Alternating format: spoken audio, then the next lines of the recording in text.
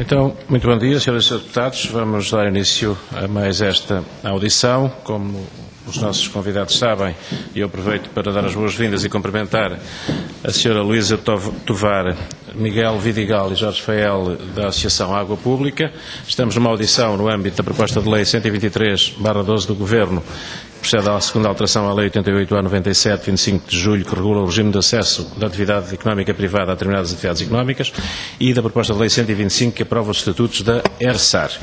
Temos, como já disse, connosco a Associação Água Pública, representada por estas três pessoas. Portanto, eu dava de imediato a palavra à senhora Luísa Tovar, durante 10 minutos, 15 o máximo. Depois os grupos parlamentares colocarão as questões que entenderem e, no final, responderão. Portanto, a senhora Luísa Tovar tem a palavra.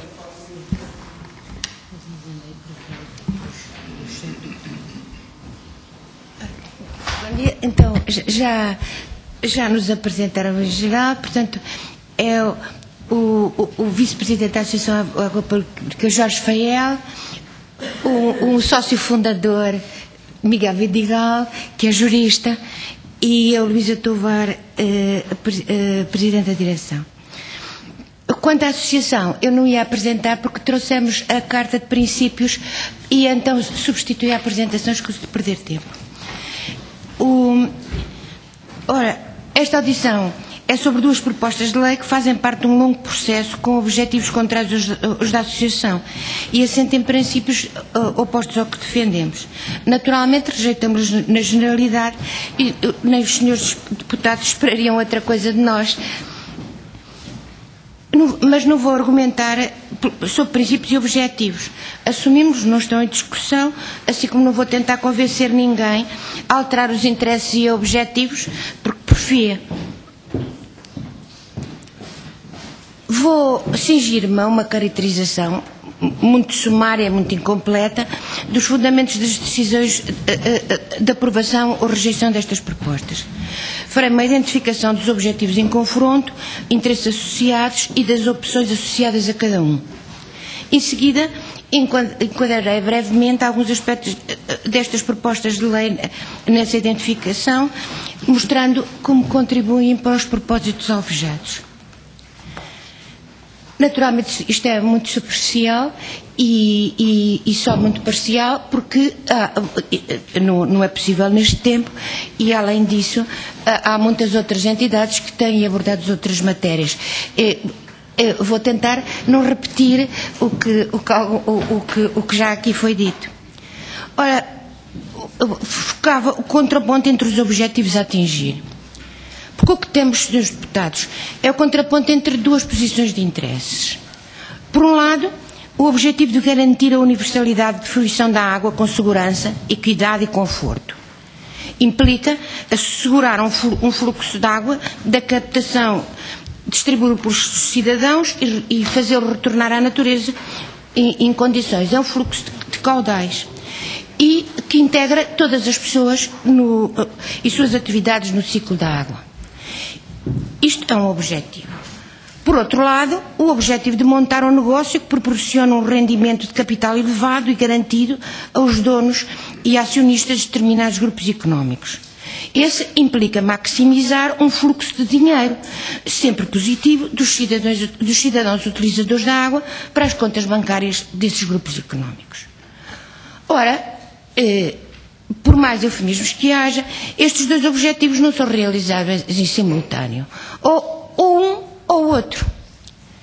A decisão sobre uma peça ou ação de política da água implica uma avaliação sobre se contribui ou prejudica a realização do objetivo que pretendemos.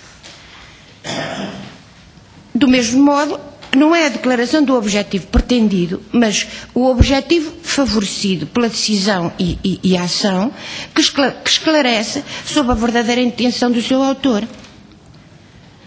Ora, como nenhum dos construtores do segundo objetivo se declara como tal, nem mesmo os donos e principais acionistas das transnacionais da água, muito menos os detentores de cargos públicos ou políticos, o reconhecimento não pode ser feito pela declaração de intenções, mas pelo sentido das ações e posições. Ou seja, se alguém escolhe as peças para a construção do primeiro objetivo, é porque é esse que prossegue. Se escolhe as peças para a construção do segundo objetivo, é para esse que trabalha. Quando se acumulam muitas peças, o objetivo final começa a ser para todos reconhecível. Mas às vezes é mais tarde que o desejava. Então é fundamental reconhecer cada peça isolada para recusar ou escolher face ao objetivo que ela constrói. Como exemplo de instrumento de apoio à decisão, fizemos uma pequena grelha para reconhecimento da pertença a um ou outro objetivo de 8 grupos de peças. Claro que isto é muito sumário, porque tinha que ser uma coisa, podia ser muito mais desenvolvido. Não vou ler na íntegra, vou só dar alguns tópicos. Então, aqui está, nestes 2 objetivos, portanto, que resume como garantir a universalidade da fruição da água com segurança, equidade e conforto. Em confronto, proporcionar um rendimento elevado e seguro aos empresários do setor. Então, os requisitos de cada um. Primeiro, assegurar um fluxo de água da natureza para as pessoas e retorno, integrando todas as pessoas e suas atividades no ciclo da água. Do segundo, maximizar um fluxo de dinheiro dos cidadãos utilizadores da água para as caixas do grupo económico. O enfoque também é diferente. As pessoas, o enfoque é sempre nas pessoas, falam das pessoas e os direitos. No segundo, fala-se fundamentalmente de dinheiro e renda de capital. É o enfoque. 3. Ciências predominantes nos estudos de suporte e fundamentação. Para o 1, geralmente são engenharias, sociologias, ciências da natureza e saúde pública e a macroeconomia, muito no sentido do que se chamava antigamente a economia política. 2 é microeconomia e finanças. Argumentação. A argumentação de cada um destes defensores de cada um. Primeiro, centra-se nas pessoas, no domínio público da água e no serviço público. Invoca como princípios direitos económicos, de equidade, universalidade de acesso, harmonia com os processos naturais, redistribuição da riqueza e democracia. A segunda, centra-se no dinheiro, na recuperação de capital e na venda da mercadoria água. A escassez da água é utilizada como forma de valorização comercial e subida de preços. Invoca como princípios utilizador-pagador, recuperação de custo, bem como a necessidade de atração de investidores. 5. Realização. Não vou ler tudo em detalhe, mas a realização do primeiro é física. São sistemas físicos que ligam pessoas ao meio hídrico. A realização do segundo objetivo é comercial e financeira. Liga financeiramente os utilizadores da água aos fornecedores. São aspectos secundários e instrumentais no primeiro objetivo, o dinheiro e os pagamentos. São necessários porque senão ele não é realizado e tem que ser tratados, mas são tratados secundariamente e não como meio para obter um fim. No segundo objetivo, são as instalações físicas e serviços que são um meio para obter um fim e, portanto, são secundárias em relação ao circuito financeiro. Mas, sem elas, também não é possível atingir este objetivo.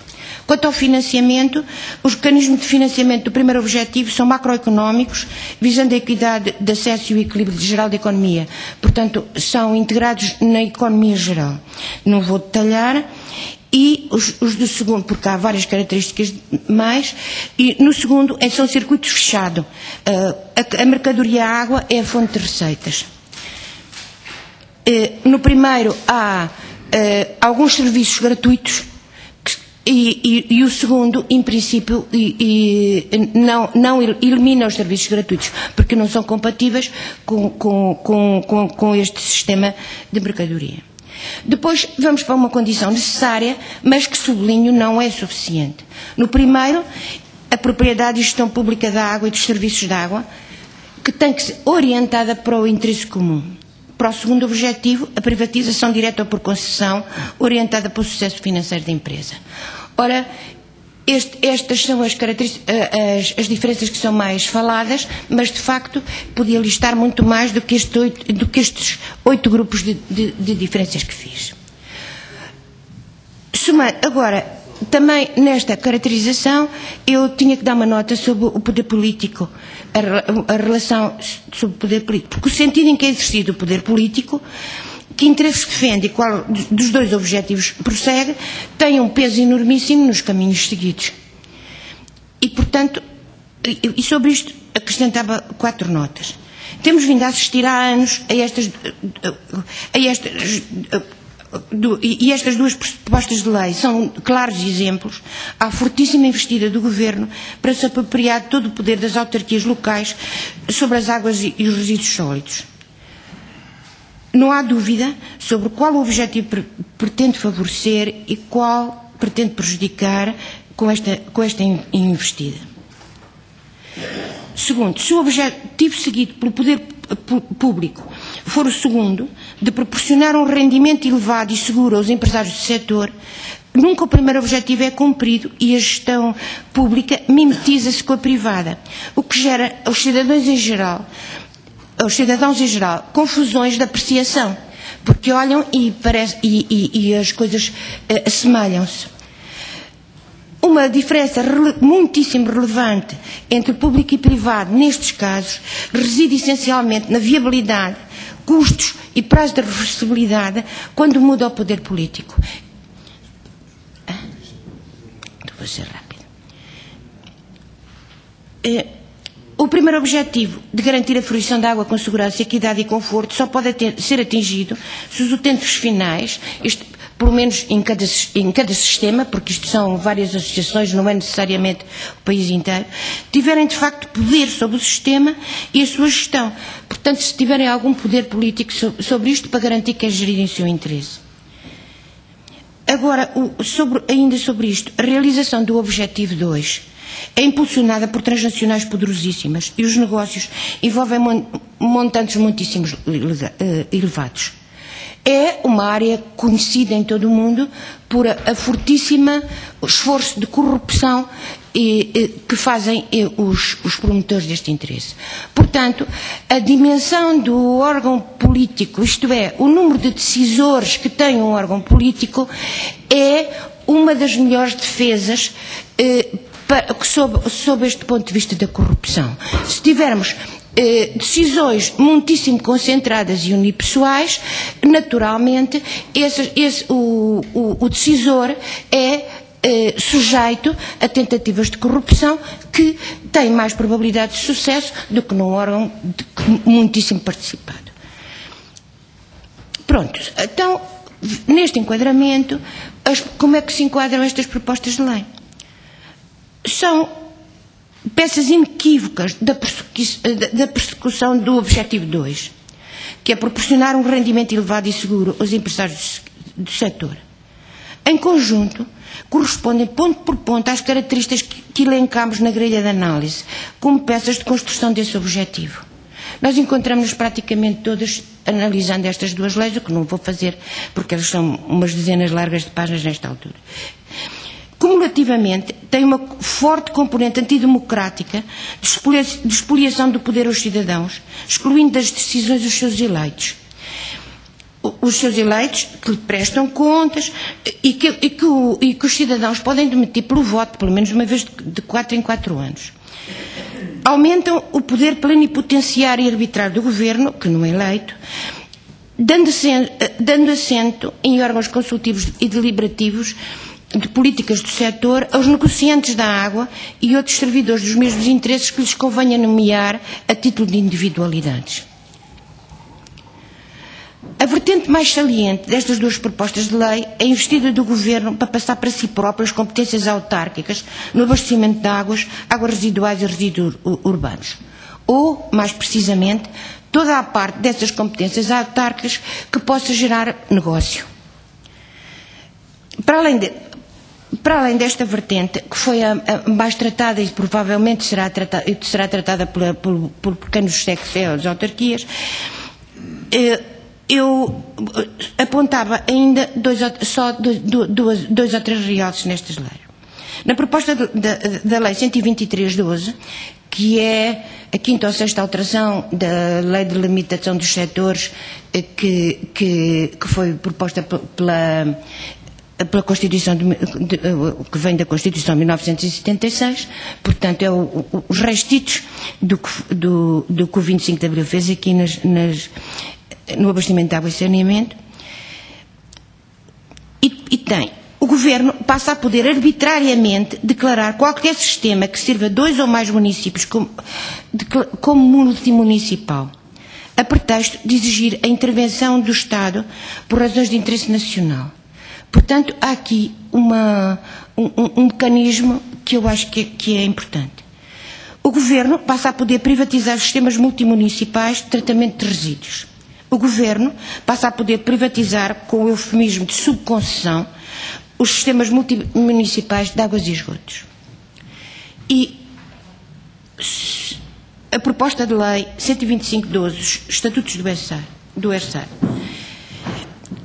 Este novo estatuto torna o ERSAR uma entidade poderosíssima, nomeadamente na definição e imposição de tarifários de águas e esgotos.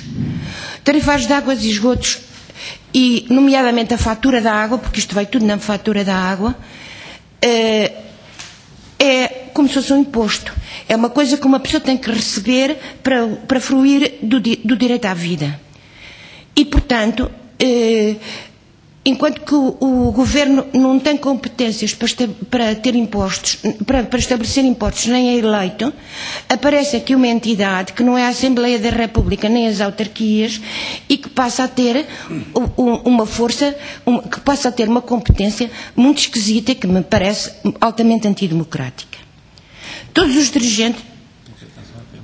estou mesmo a acabar. Todos os dirigentes são nomeados pelo Governo e os diretores de entidades sob tutela do Governo preenchem a maior parte dos diversos conselhos. É evidente, não só pela atuação anterior, como por todo o articulado desta proposta de lei, que a função da UETAR não tem qualquer relação com os sistemas físicos de águas, esgotos ou lixo, com a qualidade técnica sanitária das soluções, nem com o nível de atendimento, nem com qualquer outra melhoria no interesse dos cidadãos utilizadores da água, que são todos os seres humanos. A ERSAR centra-se no circuito de dinheiro, não da água nem dos resíduos, visando o bom funcionamento do mercado. Bastos indicadores, entre eles a composição dos vários conselhos onde têm assentos os empresários da água, mostram que o bom funcionamento tem a ascensão do objetivo 2. Finalmente, aponto só como contraste o descuro total com a regulamentação de segurança, com exceção de projeto, com a ausência de observação e controle, com a total responsabilização do dono da obra e projetista dos sistemas físicos de águas e esgotos, com ênfase para a ZETAR e ETA. Aponto também em contraste a desorçamentação e destruição continuada dos laboratórios do Estado, em particular do LENEC, que tinha as atribuições de regulamentação, nomeadamente de segurança, de construções e obras públicas.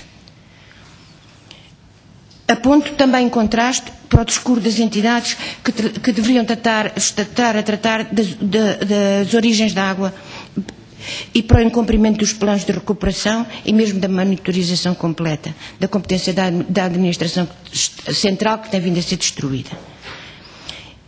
E ultrapassei o meu tempo, termino aqui, espero ter contribuído, se não para a instrução do processo de decisão de vossas excelências, mas pelo menos para facilitar aos vossos eleitores a compreensão dos motivos das diferentes decisões que cada um dos senhores deputados entender tomar sobre esta lei.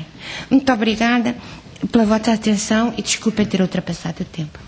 Muito obrigado, Sra. Luísa Tovar. Vamos agora passar aos grupos parlamentares. Pelo PSD tem a palavra o Sr. Deputado Mário Magalhães. Muito obrigado, Sr. Presidente. Em primeiro lugar, queria cumprimentar, saudar a Associação Água para Todos, nomeadamente a sua Sra. Presidente, Água Pública. Mas também existe outra associação Água Pública. Água de Todos é uma campanha em que a Água Pública faz parte, mas muito mais gente também. Se calhar é porque havia pessoas comuns, eu confundi, eu peço desculpa. Foi mesmo um lapso. E queria começar pela questão central, a questão ideológica, e fazia logo uma pergunta, se me confirmam ou não que nas últimas eleições legislativas se estava no programa dos partidos a abertura a privados do setor das águas. E confronto isso com um comunicado da vossa direção do dia 27 de maio de 2011, que seguramente conhecem e que apela, ainda a vossa Associação Água Pública, apela veementemente ao voto na oposição a estes partidos, PS, PSD e CDS, que aguardam o resultado das eleições para prosseguirem o assalto em curso, portanto, a abertura aos privados. E dito isso, porque esta eu acho que é a questão ideológica central, e se nos confirmam ou não, portanto, que foi sufragada pelos portugueses, em termos de programa eleitoral, a abertura dos setores a privados. E falo isso também, e se me permitem, recorro também aqui um pouquinho mais a esse vosso comunicado, em que fazem aqui uma descrição temporal da evolução nesta matéria, também para dizer que estranho a posição do PS durante estas audições que hoje chegam ao fim, porque, como está aqui, o Partido Socialista tem enormes responsabilidades positivas, é certo, na evolução, algumas, obviamente, no bom sentido também, nomeadamente a realização do PEASAR 2, onde está aqui claramente que o PEASAR 2 prevê uma maior abertura dos setores a privados. E também é da responsabilidade do Partido Socialista, em 2008, enquanto tinha essa responsabilidade, de abrir a privados uma enorme fatia das águas de Portugal, nomeadamente a Aquapor, que engloba 10 empresas concessionárias de serviços de águas, das quais 2 são concessionárias de sistemas plurimunicipais. Ou seja, inclusive sistemas, na altura, também da alta. Mas, quer dizer que apesar desta divergência central que temos, e que penso que ficou esclarecida com a votação dos portugueses, quero também dizer-vos que não há a privatização da titularidade dos serviços de água. Isso é uma questão central para os portugueses, penso terem essa garantia. O que há é e aquilo que já acontece e que tem acontecido é uma abertura dos serviços em termos de concessões e subconcessões, serviços que podem ser prestados quer por públicos, quer por privados. E esta, muitas das vezes, também é a opção dos titulares dos serviços. E não é uma questão, enfim, obrigatória passar para privados. E, dito isso, esta questão central, permitam-me tocar também nesta questão aqui, nomeadamente, uma questão que é, e recorrendo outra vez do vosso comunicado, tem a ver com a prepotência em relação às câmaras municipais, nos serviços multimunicipais, que vocês fazem aqui referência, nomeadamente, em novembro de 2010, as águas do Zézer e Coa terem surpreendido os municípios com aumentos não previstos de 10% a 15%.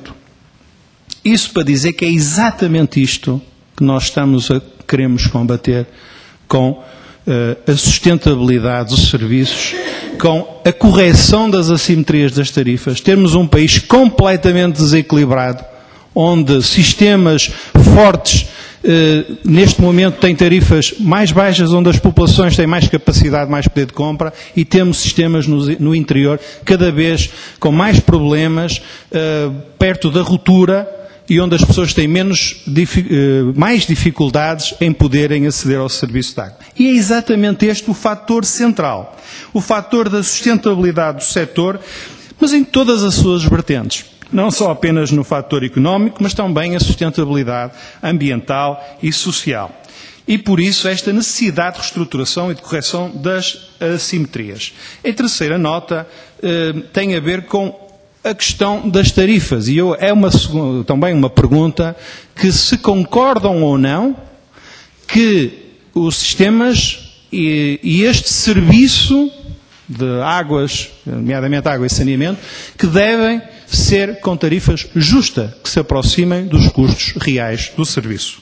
Esta nota passaria então para a questão do ERSAR.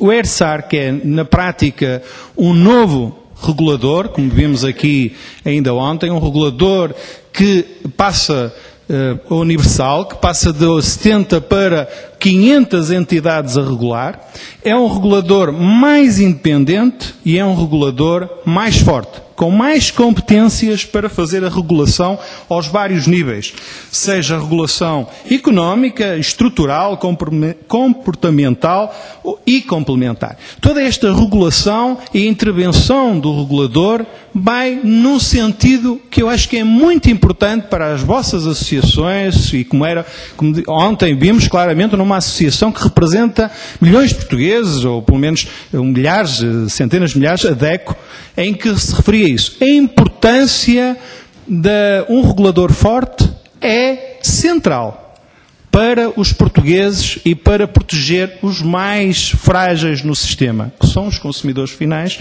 perante um sistema de monopólio. E essa importância do regulador vai no sentido, vou terminar, Sr. Presidente, vai no sentido de duas questões. Uma, as tarifas sociais que são centrais, também importantes, para que ninguém fique de fora. E esta é a importância, é que a água seja acessível a todos e que ninguém fique de fora.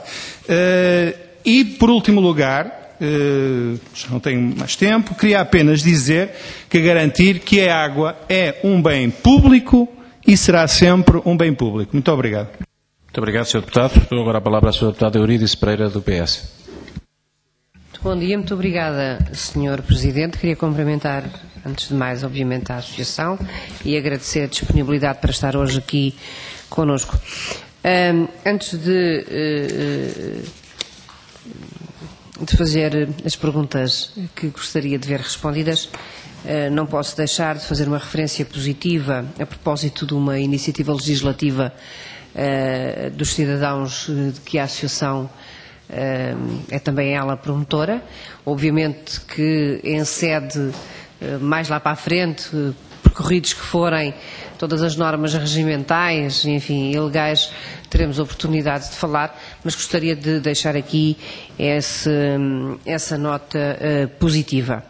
E gostaria também de referir, em jeito de nota prévia, que o Partido Socialista, já há bastante tempo, obviamente que reconhece a necessidade de se proceder a uma reorganização dos setores da água e dos resíduos, pretendendo fundamentalmente corrigir as insuficiências que, entretanto, foram, obviamente, diagnosticadas, mas garantir e aprofundar tudo foram sucessos. É óbvio que esta matéria sempre esteve na mente do Partido Socialista.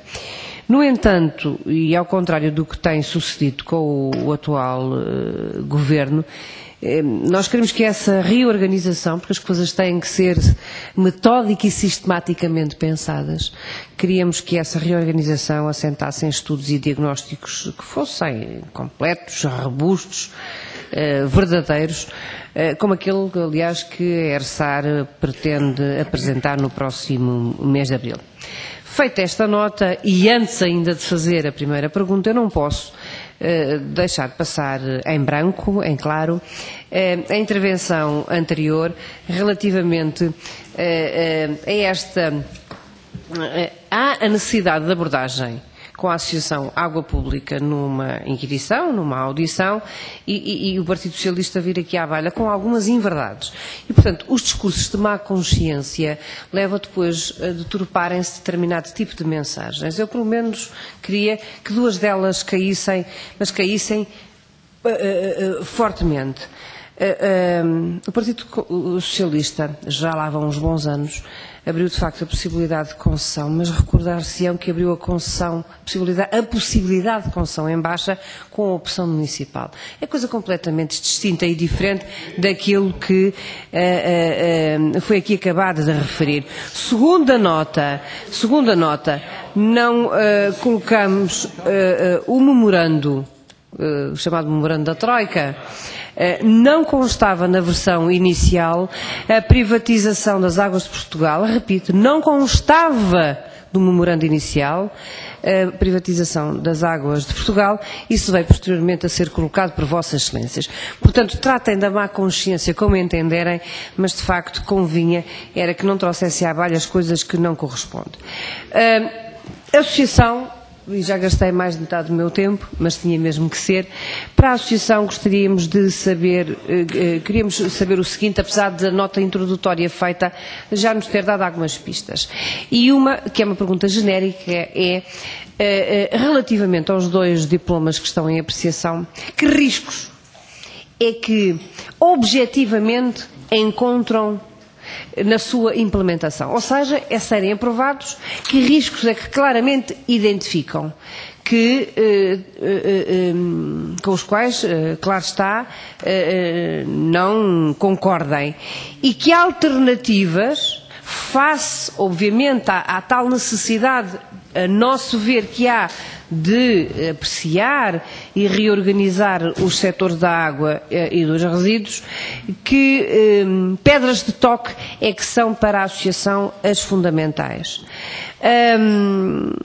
Relativamente às alterações à lei de delimitação de setores e aos novos estatutos da entidade reguladora das águas e dos resíduos, que está aqui em apreciação, vieram merecer os 2 diplomas pareceres desfavoráveis por parte da Associação Nacional de Municípios, porque, entre outros aspectos, não é, segundo a Associação, não é assegurada a posição dos municípios relativamente a novos modelos de gestão, seja por via do direito de opção do município no que tange à possibilidade de alienarem ou não as suas participações. A propósito disto, que comentário é que a Associação faz à forma como este processo tem sido conduzido? Gostaríamos de saber se foram ouvidos em alguma fase do processo e se foram, que contributos transmitiram e que foram acolhidos, e que comentário fazem à forma como um processo desta natureza se concretiza contra aquilo que nós consideramos os principais parceiros do Estado, enquanto acionistas e ao mesmo tempo clientes, mas fundamentalmente enquanto legítimos representantes dos cidadãos. Eu terminei os meus 5 minutos. Muito mais poderia, obviamente, perguntar, bastante mais. De qualquer das maneiras, penso que a primeira das perguntas, sendo ela própria muito abrangente, dará a possibilidade da Associação poder abarcar, eu julgo eu, quase toda a temática. Muito obrigada. Muito obrigado, Sra. Deputada. Dava agora a palavra ao CDS-PP. Tem a palavra a Sra. Deputada Margarida Neto. Muito obrigada, Sr. Presidente. Cumprimento os representantes da Associação Água Pública. E depois de ouvirmos o movimento da campanha Água é de Todos nesta comissão, responsável pela entrega da ILC de cidadãos relativa à proteção dos direitos individuais e comuns à água, hoje apresenta-se aqui uma das associações responsáveis por esta ação e que partilha da visão e princípios que a ação pública já teve a oportunidade de explanar e que genericamente se apresenta contra a estratégia e o caminho traçado pelo Governo, que visa resolver um conjunto de problemas de natureza estrutural e sobretudo operacional, ambiental, económico-financeira, de modo a garantir que estes serviços públicos essenciais continuem a ser prestados com qualidade, fiabilidade e de forma universal e equitativa a todas as pessoas. Uma estratégia que passa por reorganizar o setor das águas, eliminando redundâncias, procurando sinergias que permitam obter ganhos de eficiência de escala, de processos de gama e a entrada e participação de privados que permitirão o acesso ao cash flow por parte das empresas do Grupo Águas de Portugal, fundamental para financiar novos investimentos no setor e libertar a pressão na tesouraria, diminuindo assim o endividamento de curto prazo das entidades gestoras e evitar o colapso do setor da água, o oposto ao defendido por esta associação, que, dando o acesso à entrada de privados, adia uma necessária reforma geradora de sustentabilidade que urge ser feita. No entanto, este caminho só fica completo com o reforço da revisão regulatória para uma autoridade reguladora independente que devolva mais transparência ao setor, mais rigor ao nível da informação, da formação dos tarifários e, simultaneamente, um maior controle ao impacto social decorrente das correções tarifárias, em particular junto às populações mais desprotegidas, garantida a universalidade e acessibilidade dos serviços e dotando os utilizadores de mais e melhor informação sobre o serviço que lhes está a ser prestado.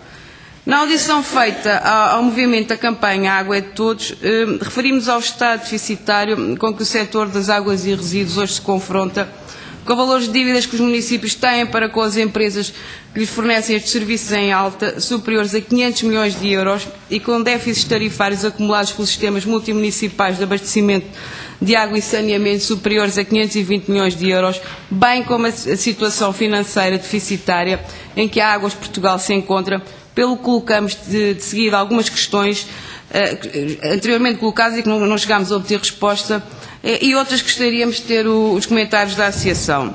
Em face das opções defendidas por este movimento e por esta Associação, que vão no sentido da estatização total do setor e de vedar o acesso a empresas privadas, impedindo assim a entrada de capital para fazer face às dificuldades financeiras das entidades gestoras, voltamos a questionar Vossas Excelências de que modo a solução que apresentam poderá conduzir à recuperação económica ou financeira do setor e simultaneamente garantir os investimentos que urge fazer. Em Portugal, as perdas de água traduzem hoje já 0,6% do PIB, repartidos pelos setores da agricultura, económico e urbano, que, salvo raras exceções, como é o caso da EPAL, que apresenta valores de eficiência e de excelência. As perdas na maioria dos sistemas representam cerca de 40% da água de consumo nas redes. A entrada de privados e, consequentemente, de novos investimentos tenderão a inverter essas perdas sistemáticas e contribuir para a melhoria da sustentabilidade do setor. Na ótica da Associação, como entendem que será possível contrariar este problema de insustentabilidade do setor sem o recurso a novos investimentos que não estão disponíveis nas empresas públicas nem no Estado? O consumo de água em Portugal representa hoje o menor dos preços dos vários serviços a que uma família típica recorre, entre telemóveis, internet, seguros, entre outros. Face a isto, perguntava se a Associação concorda que ainda subsistam pelo menos 28 entidades gestoras em baixa que cobram uma tarifa zero aos consumidores finais, contribuindo assim para o agravamento económico-financeiro do setor, e que o modelo atual de organização dos sistemas não tem mostrado ser capaz de corrigir. Por último, e também relativamente às concessões municipais a privados dos serviços de águas e resíduos já existentes, e que a Associação entende que não devem ser nem prorrogados nem renovados, defendendo mesmo que se deve incentivar a sua reversão para o setor público, têm Vossas Excelências a informação que permita conhecer, avaliar as condições e os valores de indenizações a pagar para resgatar as concessões municipais em causa? Muito obrigada. Muito obrigado, Sra. Deputada. Tem agora a palavra o Sr. Deputado Paulo Sá, do PCP. Obrigado, Sr. Presidente. Começo por cumprimentar os representantes da Associação Água Pública, Luísa Tovar, Miguel Vidigal e Jorge Feal, e agradecer-lhes a disponibilidade para estarem aqui connosco a partilhar as suas reflexões sobre esta matéria. O que está em discussão são duas propostas de lei do Governo, a 123 e a 125, que têm como único exclusivo objetivo abrir o caminho à privatização dos serviços de águas e resíduos em Portugal. A maioria tem negado esta opção, tentando apresentar estas propostas de lei com palavras muito bonitas sobre a sustentabilidade do sistema, sobre a melhoria de prestação dos serviços públicos, mas na realidade o objetivo é entregar aos privados a exploração dos serviços de águas e resíduos, e sobre isso não pode haver nenhuma dúvida. E isto é um culminar de um processo, como já foi referido aqui, desde 1993, pela mão de diversos governos, quer do PSD, quer do CDS e do PS, têm sido feitas alterações legislativas que foram permitindo a gradual entrada de privados, nomeadamente nos sistemas em baixa, através de concessões ou de empresas municipais com capitais privados. No entanto, o Governo agora pretende ir mais longe e eliminar todos os obstáculos a que grandes grupos que atuam nesta área, nos serviços de água e resíduos, possam passar a controlar quer os sistemas em alta, quer os sistemas em baixa, portanto, todo o processo e todos os serviços de águas e resíduos. A maioria esforça-se, e nesta audição tornou a repetir isto, quer pela voz do Sr. Deputado do PSD, quer pela voz do Sr. Deputado do CDS, defender aqui umas ideias que já foram desmentidas e que estão completamente erradas. A primeira, pela voz do Sr. Deputado Mário Magalhães, que insiste e torna a insistir que a política de governo é manter a água pública e manter a titularidade dos sistemas públicos. E que, portanto, não haveria, a conclusão, não haveria qualquer privatização, que é abusivo falar em privatização. Ora bem, nós sabemos que a entrega da gestão dos serviços de águas e saneamentos aos privados equivale, em todos os aspectos práticos, a uma privatização. Mesmo que a titularidade da água seja pública, mesmo que a titularidade dos sistemas seja público, os cidadãos portugueses têm acesso à água através dos serviços de água. E quando esses serviços de água são colocados entregues a privados, na realidade os privados passam a controlar esses serviços e os cidadãos só podem aceder à água através desses serviços. Portanto, na prática é uma privatização, a maioria insiste em jogar com as palavras, na realidade o que pretende é entregar aos privados a exploração destes sistemas. E uma outra ideia, defendida aqui pela Sra. Deputada Margarida Neto do CDS, é que a privatização seria uma espécie de inevitabilidade. Defendeu, e aqui ainda há uns minutos atrás, que para a recuperação económica e financeira dos serviços, para evitar o colapso, e utilizou mesmo esta palavra, para evitar o colapso, seria necessário a entrada de privados. Ou seja, ou a privatização, ou então o caos, o colapso do sistema e a privação dos portugueses do acesso à água e ao abastecimento da água, ao tratamento dos resíduos urbanos. Mas esta é uma afirmação que foi desmentida aqui, quer pelo Presidente da ADP, quer ontem pelo Presidente da ERSAR, que quando lhes colocada esta pergunta, se era absolutamente necessário, se era necessária a privatização, a resposta foi claríssima. Não. E disseram aqui claramente, é uma opção política. É uma opção política do Governo. Não corresponde a nenhuma necessidade, é uma opção. Isso foi dito ontem aqui, inclusivamente, e a Sra. Deputada se deve-se lembrar, pelo Presidente da ERSAR. Portanto, não há qualquer inevitabilidade, qualquer necessidade. O Governo pretende privatizar os sistemas, é uma opção política do Governo, não corresponde a nenhuma necessidade. E, obviamente, que nós estamos contra esta privatização, estamos contra esta privatização porque sabemos que se os privados passarem a controlar os serviços de águas e resíduos, vão geri-los na ótica da obtenção do lucro, vão tentar que haja uma recuperação integral de custos de forma a financiar o financiamento dos sistemas e também a remunerá-los e permitir-lhes obter lucros e, obviamente, isto resultará, por um lado, o aumento dos preços aos consumidores pelos serviços prestados e também a degradação da qualidade dos serviços. Aliás, e por nos opormos veementemente a esta opção privatizadora do Governo, apresentamos em janeiro aqui na Assembleia da República um projeto de lei que vedava aos privados, às empresas privadas, o acesso aos serviços de águas e resíduos. Infelizmente, esta proposta, que foi discutida, debatida e votada no dia 25 de janeiro, foi chumbada com os votos conjugados do PSD, do PS e do CDS.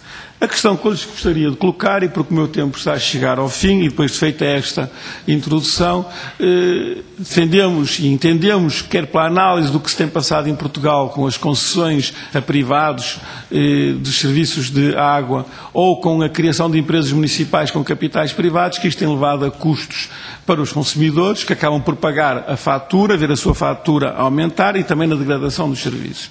O que eu lhes gostaria de pedir é se podiam comentar sobre as experiências internacionais de privatização que ocorreram por todo o mundo, mas em particular aqui na Europa, e que mostraram em muitos sítios exatamente isto, com a entrada dos privados, contrariamente ao que dizia a Sra. Deputada Margarida Neto, não se levava à recuperação dos sistemas, mas pelo contrário, à degradação dos serviços prestados e ao aumento da fatura para os consumidores, o que terá levado inclusivamente, em muitos sítios, processos que decorreram e estão a decorrer de remunicipalização dos serviços de água. E o que eu lhes pedia é se podiam comentar sobre estas experiências internacionais, de modo que a maioria parlamentar, PSD-CDS, possa tentar aprender um pouco com as lições que os outros nos podem dar sobre esta matéria e não cometer os mesmos erros que foram cometidos noutros países, com as consequências muito negativas que daí resultaram para os consumidores e para a qualidade em geral dos serviços. Muito obrigado. Muito obrigado, Sr. Deputado. Pelo Bloco de Esquerda, tem a palavra a Sra. Deputada Helena Pinto. Muito obrigada, Sr. Presidente. Em primeiro lugar, cumprimentar os representantes da Associação Água Pública, Luísa Tovar, Miguel Vidigal e Jorge Fael. Sejam muito bem-vindos a esta comissão e muito obrigada pelos vossos contributos. Eu penso que já foi colocado um leque grande de questões, por isso vou tentar sintetizar algumas e também fazer um ou dois comentários sobre esta matéria. Bom, para a Associação Água Pública, eu penso que é conhecida a posição do Grupo Parlamentar do Bloco de Esquerda, por isso não é preciso estar aqui a dizer a nossa oposição de princípio à privatização da água e a forma como encaramos todas estas propostas de lei, que no fundo são partes de um puzzle. O puzzle ainda não está completo, nós temos aqui vai devagarinho. Estas são duas peças desse puzzle que será completo no final com a entrega aos privados da água, que é uma coisa quase que inimaginável, mas que infelizmente está a acontecer. E está a acontecer, permitam-me aqui um primeiro comentário, é pena o Sr. Deputado Mário Magalhães agora não está na sala, mas estas coisas acontecem a todos, não porque exista alguma legitimidade democrática deste Governo ou de outro qualquer em avançar com uma medida deste tipo.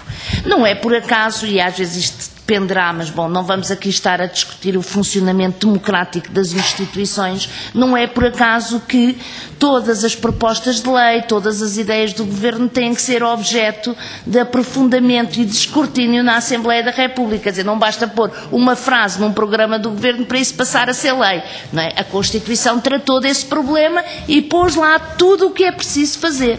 Portanto, esta questão não está legitimada por nada. Depois, a questão que eu vos queria colocar é muito do que conhecem, do que têm ouvido de outras associações e de outras pessoas, qual é a sensação que têm se fosse perguntado aos eleitores e às eleitoras, ou se inclusivamente lhes fosse dada a possibilidade de votar em referendo pelo sim ou pelo não à privatização da água, qual seria a posição esmagadora das pessoas em torno desta questão?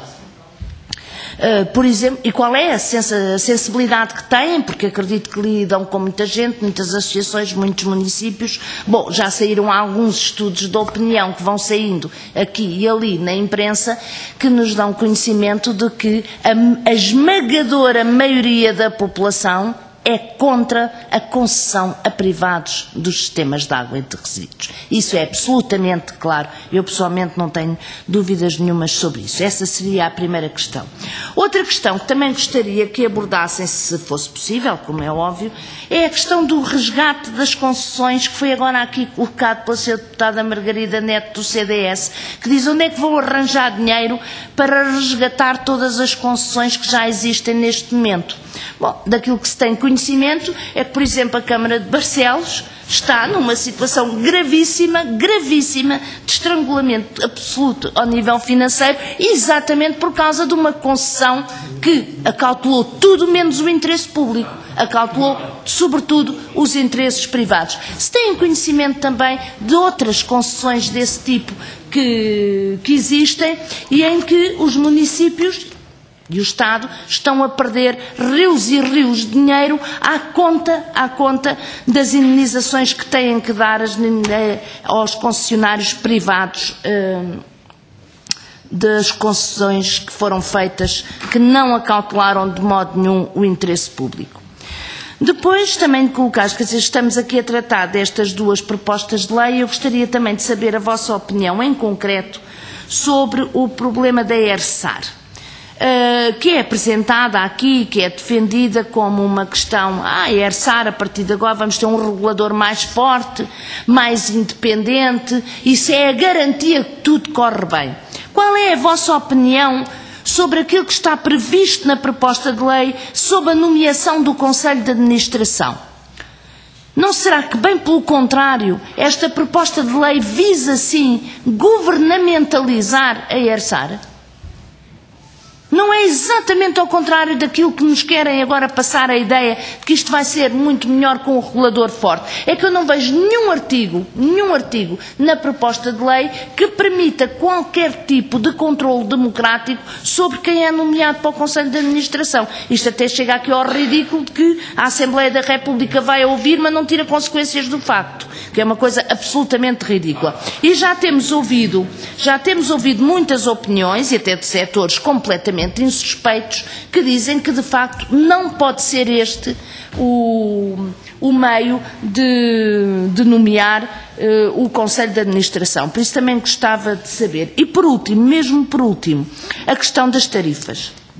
Já o disseram na vossa exposição, que é muito preocupante e que estão absolutamente contra que deixem de ser as autarquias a estabelecer as tarifas e se passe para esta entidade. Aliás, de seguida vamos ouvir a Associação Nacional dos Municípios Portugueses, que com certeza irá reafirmar essa posição.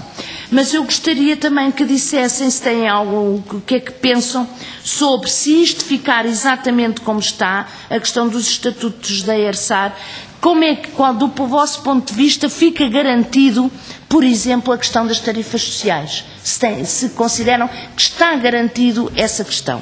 E depois, mesmo a terminar, Sr. Presidente, continuamos a tentar que as palavras, como é que é de dizer, sem ser muito ofensiva, bom, que as palavras digam aquilo que não corresponde à realidade, e quando se prevê concessões, que não é a privatização, é as concessões por 50 anos, eu pergunto, e com isto termino, como é que aqui fica cautelado o serviço público e se isto não é, de facto e na prática, uma privatização de um setor fundamental como a água. Muito obrigado, Sra. Deputada. Terminamos as questões colocadas pelos grupos parlamentares. Dávamos novamente a palavra aos nossos convidados. Se querem usar a palavra mais que um, pedia que depois tivessem atenção aos tempos. Faz favor, Sra. Doutora Luísa Tovar.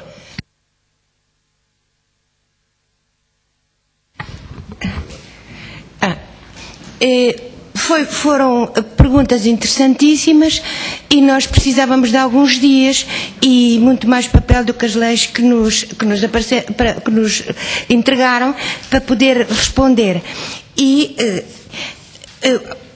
Portanto, eu vou ter que pôr alguns assuntos de lado que não são exatamente a discussão destas leis e passar muito rapidamente e que vou passar, porque depois vou passar para as outras pessoas responderem.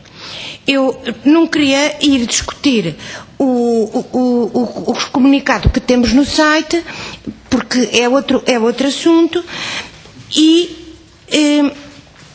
só tinha lá, porque está lá, é público, não renego o comunicado que subscrevi, mas simplesmente é porque se vamos discutir aquilo, então não tratamos disto.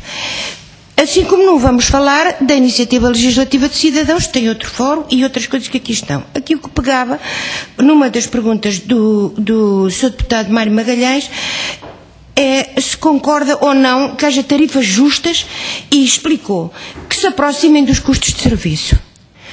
E em relação a isto e a outras perguntas que fizeram sobre preços, que fez a senhora deputada do CDS sobre como é que pagávamos isto e como é que pagávamos aquilo e aqueles dinheiros todos, eu, como não posso fazer um relatório, dizia, primeiro, o conceito justo, que corresponde ao primeiro objetivo que aqui defini, não é o mesmo conceito justo que diz aqui, que é que se aproximem dos custos de serviços.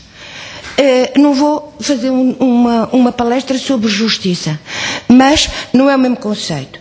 No entanto, e tentando dar uma nota às duas, eu diria com mais detalhe o que disse aqui na caracterização de um sistema de um objetivo e de outro objetivo. Para o primeiro objetivo, que é o objetivo que nós defendemos, da água para todas, o dinheiro é instrumental. É um meio para a realização física de um fim. O objeto. A concepção visa em cada caso a solução de engenharia mais económica e robusta para cumprir o objetivo, atendendo aos custos de investimento e de funcionamento ao período de vida das infraestruturas e equipamentos. Prefere composições de custos em que a componente de trabalho permanente é dominante sobre as aquisições e a incorporação de produtos. E agora, sobre o financiamento. Portanto, quem defende o objetivo, quem trabalha pelo objetivo 2, tem outra forma de pensar, de tratar isto. Financiamento. Os mecanismos de financiamento relacionados com o objetivo 1 são macroeconómicos, visando a equidade de acesso e o equilíbrio geral da economia. Podem ser total ou parcialmente independentes da quantidade e qualidade da água utilizada, dos custos, em particular, de determinado serviço. Muitos serviços são disponibilizados gratuitamente pelo fornecedor: fontanários, extinção de incêndios, drenagem de águas pluviais, etc. Não há necessariamente equivalência direta de proventos e despesas dos serviços de água, que poderão, por si, proporcionar receitas a aplicar noutro setor qualquer, ou eventualmente ser deficitários, integrando-se numa gestão macroeconómica global. Agora, como é óbvio, não vou fazer aqui um orçamento de Estado do setor, de repente, para basear isto, quando estamos noutro sistema só virtual. Agora, também, eu tentei responder na apresentação às perguntas da senhora deputada Euridice Pereira, que riscos objetivamente encontram na aprovação destas iniciativas e que alternativa há para a reorganização dos setores de águas e resíduos. Gostaria imenso. Eu tentei responder à primeira, mas muito liminarmente os riscos que encontro é que é mais uma boa pedra para construir, mais um grande passo para chegarmos ao objetivo 1 e o objetivo, para chegarmos ao objetivo 2 e o objetivo 1 ficar mais afastado do alcance. E foi isto que eu tentei dizer, não consigo dizer mais, embora gostasse imenso de ficar aqui a discutir este assunto. E que alternativas há? Pronto, também era muito longo e acho que tinha, mas seria uma base autárquica, mas há muito mais coisas à volta que não posso aqui responder, senão por chavões. Eu peço imensa desculpa porque gostava imenso de aprofundar isto. Agora, eu pedia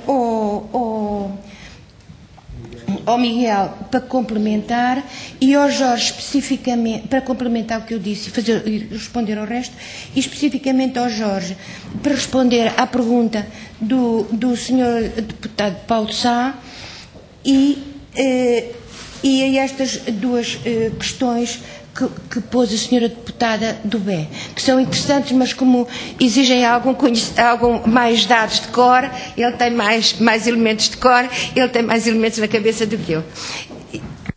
Obrigado. Então passar a palavra ao Dr. Miguel Vidigal. Ora, primeiro que tudo, bom dia a todos. Pronto, em relação àquilo que temos aqui de propostas de lei e de riscos específicos, e nomeadamente e muito claramente no âmbito da questão da ERSAR, em relação à questão da lei de limitação de setores, vamos designá-la assim, que era essa designação comum, acho que não há aqui dúvidas qual é que é na perspectiva da água pública o risco. Em relação à titularidade dos sistemas de resíduos sólidos, é claro, está lá, é retirado da proteção do guarda-chuva público e, portanto, passa a estar completamente aberta a qualquer hipótese de privatização. Em relação, obviamente, à titularidade dos sistemas de água, fala-se em concessões e subconcessões. Mas a questão impõe-se. Quer dizer, quando nós temos as tais concessões a 50 anos, quando temos os custos de resgate das concessões, quando temos a perda de know-how, é óbvio que não o tendo no conceito técnico-jurídico, temos na prática. E, portanto, obviamente que teremos na prática uma privatização. Não é o conceito técnico-jurídico, pois não será certamente. Mas o que é facto é que me interessa muito mais o efeito prático das coisas do que propriamente os conceitos teóricos. Em relação à questão da ERSAR propriamente dita, esta lei, obviamente, que achamos que é perigosíssima a todos os níveis. É desde logo uma lei profundamente antidemocrática. Não vejo aqui nenhum regulador independente, antes pelo contrário, tendo em conta a forma como são nomeados todos os órgãos, não vejo aqui nenhuma independência deste regulador. O que eu vejo é justamente o contrário, uma subordinação total ao poder político. E temos aqui basicamente uma estrutura claramente tipo governamental, mas sem nicho. E isto coloca obviamente problemas, e nomeadamente problemas constitucionais. Porque a fixação de taxas, a fixação de tarifas, a fixação, e mesmo em termos mais gerais de impostos, não cabe a um órgão que é um órgão executivo, e o Governo é um órgão executivo com uma ou outra competência legislativa. É o órgão legislativo por excelência, a Assembleia da República. Aliás, é esta casa onde estamos hoje. E, no âmbito da fixação de tarifas nestes setores, os órgãos são as diversas autarquias. Ora, esta norma entra completamente por aí adentro, viola um conjunto de artigos da Constituição, desde o artigo 6º ao definir o princípio geral da autonomia do poder local, mas outros como sejam, o princípio da autonomia financeira das autarquias, o princípio do poder regulamentar das autarquias, tudo isto é posto em causa com um regulador que, ainda para mais, tem o poder de definir políticas para os setores, definir tarifas, fiscalizar se estas estão ou não a ser aplicadas pelas várias entidades, impor sanções e, só falta aqui dizer, e não está dito, mas também não está desdito, que ficar também com as receitas das coimas que aplicar. Portanto, um completo juízo em causa própria. E isto, obviamente, que coloca, quanto mais não seja só em relação ao princípio fundamental da separação de poderes, coloca tudo em causa. Coloca todo um edifício constitucional em causa. E, portanto, tudo isto nos preocupa e nos preocupa grandemente. E aqui a Luísa Tavares já o disse. Obviamente, esta história de se concordamos com tarifas justas, sim, mas o nosso conceito de justiça se calhar será um pouco diferente. Aliás, eu chamava a atenção para o artigo 6º dos Estatutos da ERSAR, em que a tal história da definição da tarifa social é a última das características que devem ter a fixação. A primeira e absoluta é a recuperação económica e financeira dos custos dos serviços. Essa é a única preocupação nesta fixação destas tarifas. E, obviamente, com essa questão nós não concordamos de modo algum. Obviamente que entendemos que, em primeiro lugar, temos nós a tratar de um bem essencialmente público, um bem fundamental à vida, a toda a atividade humana. O acesso à água tem que se considerar integrado também no direito à vida constitucionalmente consagrado. Porque não é possível vida sem água. E, portanto, esta terá que ser sempre o enfoque de qualquer política que incida sobre este setor. O primeiro enfoque tem que ser sempre garantir a universalidade do acesso à água. O que não sucede claramente aqui com estes estatutos, com esta proposta de estatutos da ERSAR e com esta proposta de lei de alteração à lei de limitação dos setores, como é natural. E em relação a estas questões, portanto, acho que já respondi também à questão que foi colocada em relação a como estão com estes estatutos garantidas as tarifas sociais, pois não estão, de facto, não estão de forma alguma garantidas. E, portanto, passaria agora aqui ao Jorge. Posso dizer só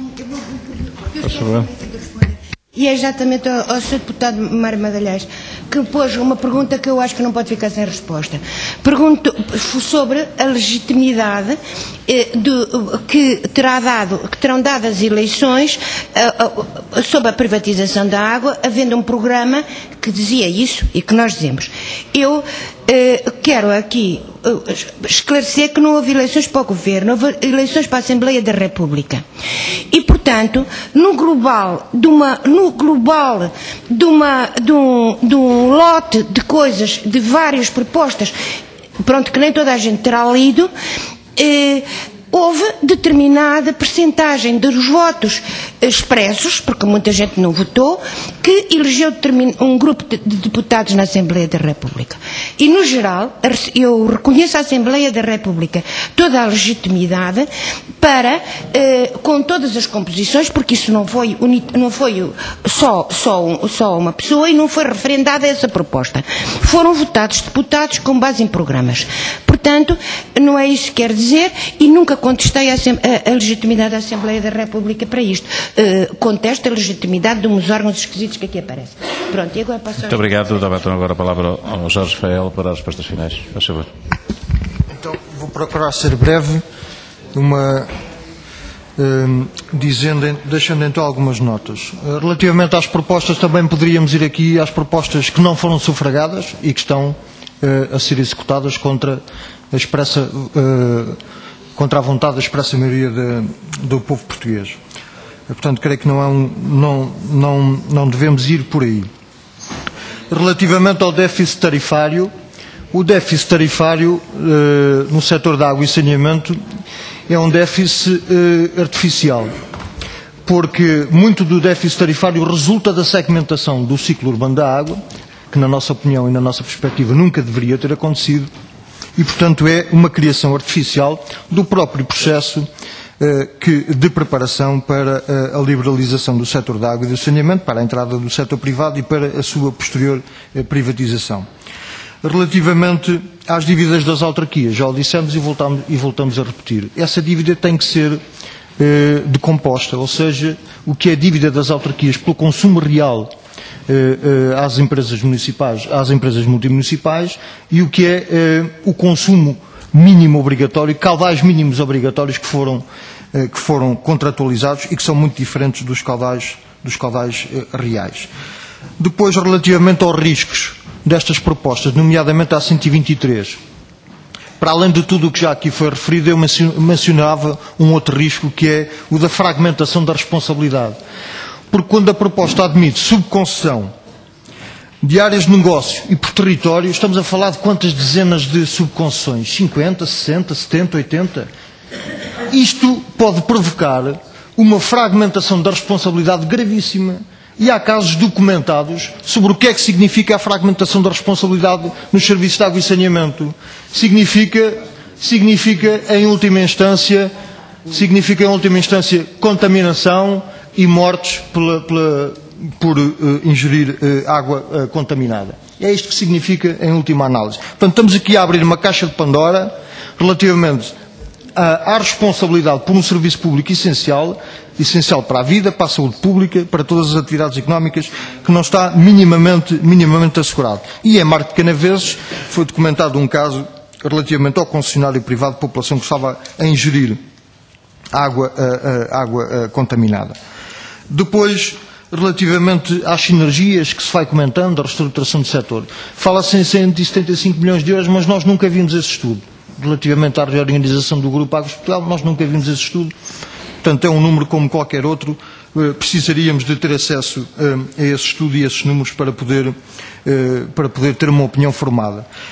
Mas não sei se repararam a vinda da Sra. Ministra há uns tempos a esta Casa para apresentar o processo de reestruturação do setor da água e do saneamento. Tinha uma nota de rodapé relativamente à criação do megasistema Lisboa e Val do Tejo, que agrega mais de 90 municípios. A nota de rodapé dizia que a EPAL, para a uniformização tarifária no quadro desse sistema, terá de conceder um subsídio anual de 22 milhões de euros para a chamada uniformização tarifária. Ou seja, é preciso dizer aos lisboetas e a todos os consumidores da EPAL que vão pagar mais 22 milhões de euros por ano para a uniformização tarifária.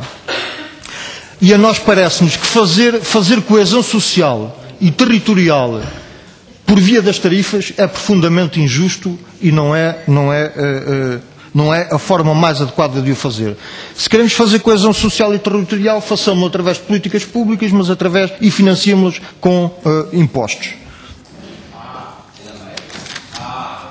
Não, os impostos não podem servir para financiar negócios. Os impostos dos portugueses não podem servir para salvar o setor financeiro, a banca, ou seja, para premiar aqueles que nos conduziram a esta situação. Pois é. Pois, mas é que eu estou a centrar. Eu pedia que não entrássemos em diálogo, vamos deixar o nosso convidado terminar, porque estamos com o tempo a terminar. Faz favor, senhor. Estou a procurar centrar-me no tema. Relativamente, não são mais impostos, são impostos aplicados onde devem ser aplicados. E não premiar aqueles que nos conduziram a esta situação. Depois, relativamente a casos de remunicipalização. O Sr. Deputado do PCP, Paulo Sá, coloca a questão de casos de remunicipalização, porque de facto estas propostas que estão em cima da mesa vão ao arrepio e vão em contracorrente com aquilo que está a acontecer na maioria dos países da Europa e em muitas outras partes do mundo. Só em França estão documentados mais de 40 casos de remunicipalização de serviços de água e saneamento. Agora que muitos dos contratos de concessão estão a expirar, a chegar ao fim, portanto, a tendência maioritária é claramente para a remunicipalização destes serviços, sendo que após a remunicipalização aquilo que se verifica é uma imediata descida das tarifas praticadas e, em muitos outros casos, uma notável melhoria dos serviços que estão a ser prestados. O caso de Paris, mas também o caso de Berlim, com a recompra de capital social que tinha sido alienado a privados, é um outro caso. Relativamente às consequências das concessões em Portugal, Barcelos foi aqui mencionado, mas também Paços de Ferreira está a braços com o pagamento, Marco de Canaveses, perdão, está a braços com uma sentença de um tribunal arbitral e um pagamento de cerca de 16 milhões de euros a título de reposição do equilíbrio económico-financeiro à concessionária Águas do Marco. Portanto, contrato esse que garantia um lucro anual de 13%. Em Paços de Ferreira a taxa de lucro garantida também é de cerca de 13%. Em Barcelos a taxa de lucro garantida para todo o prazo da concessão é 10,34%. Enfim, um dos casos mais recentes tem a ver com a Aquália, no Cartacho. Portanto, a empresa propunha um aumento médio de 40% na fatura de água, paga pelos munícipes até 2018. Diz a empresa que no primeiro ano de exploração há uma redução de cerca de 11% relativamente aos valores previstos no chamado caso base e, portanto, sente-se penalizada, atribui penalizada no volume de receitas entre o volume faturado, do volume faturado entre o previsto e o real e, portanto, exigiria este brutal aumento nas tarifas no Cartacho. De facto, estas são as consequências visíveis e indesmentíveis sobre as consequências das privatizações, concessões em Portugal. Em muitos dos nossos nos municípios que tomaram essa opção e, portanto, é mais uma vez falsa a ideia de que os privados investem, de que os privados melhoram os serviços prestados, de que as tarifas seriam eventualmente mais justas e mais acessíveis com a entrada dos privados. Basta olhar, aliás, eu já disse isso uma vez e volto a dizer, e vou mesmo terminar, basta olhar para aquilo que acontece no Reino Unido. No Reino Unido, um relatório recente de uma organização não governamental, a Corporate Watch, conclui que quase um terço da fatura de água vai parar aos bancos e aos investidores para pagar juros e dividendos. Esse relatório conclui também que as pessoas estão a pagar 2 bilhões de libras a mais se o sistema fosse financiado através de subsídios públicos, impostos e tarifas. E conclui também que as companhias evitam o pagamento de impostos através de paraísos fiscais, porque muitas destas companhias foram compradas por fundos financeiros fechados, os chamados Private Equity Funds, e chamados fundos de infraestruturas, portanto, muitos deles sediados em paraísos fiscais, o que significa que evitam claramente o pagamento de impostos. E sobre ainda a eficiência privada, Thames Water em Londres tem perdas de água de cerca de 30%. E, portanto, isto também é claramente demonstrativo de que a apregoada eficiência privada não se confirma na realidade. E, portanto, também é mais uma razão para inverter o caminho que está a ser seguido. Muito obrigado. Nós agradecemos mais uma vez à Associação Água Pública e à Sra. Luísa Tovar, Miguel Vidigal e Jorge Feiel pelos contributos que aqui nos deixaram. Está encerrada esta audição. Os senhores deputados, peço que não abandonem a sala, porque vamos de imediato iniciar outra. 2 minutos para tomar um café.